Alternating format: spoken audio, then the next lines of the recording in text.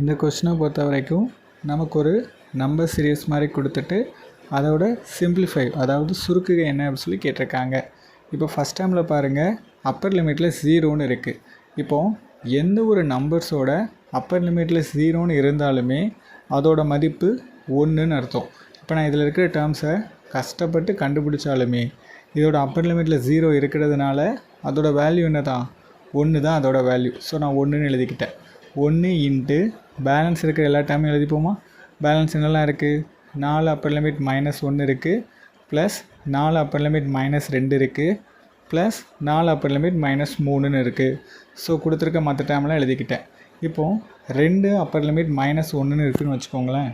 அதை நம்ம 1/2ன்னு எழுதிக்கலாம். அதே மாதிரி இந்த டைமை ஃபுல்லாக மாற்றி எழுதிப்போமா.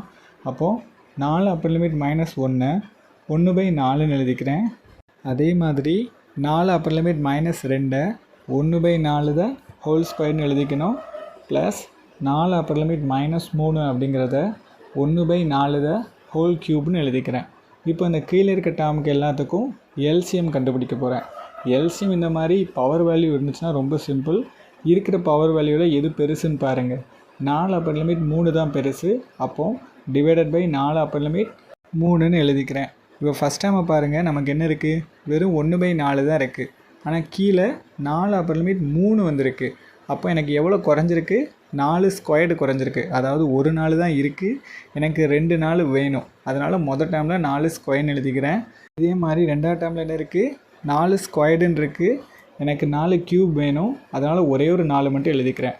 இதே மாதிரி மூணாவது டைம்லேயும் எழுதிக்கிட்டேன். இப்போ மேலே இருக்க டேர்ம்ஸ் எல்லாத்தையும் கூட்டினா எனக்கு என்ன வரும் அப்படின்னு பார்த்தீங்கன்னா 21ன்னு வரும். கீழே இருக்க டைம் அதாவது 4 க்யூபோட வேல்யூ என்னென்னா 64ன்னு வரும்.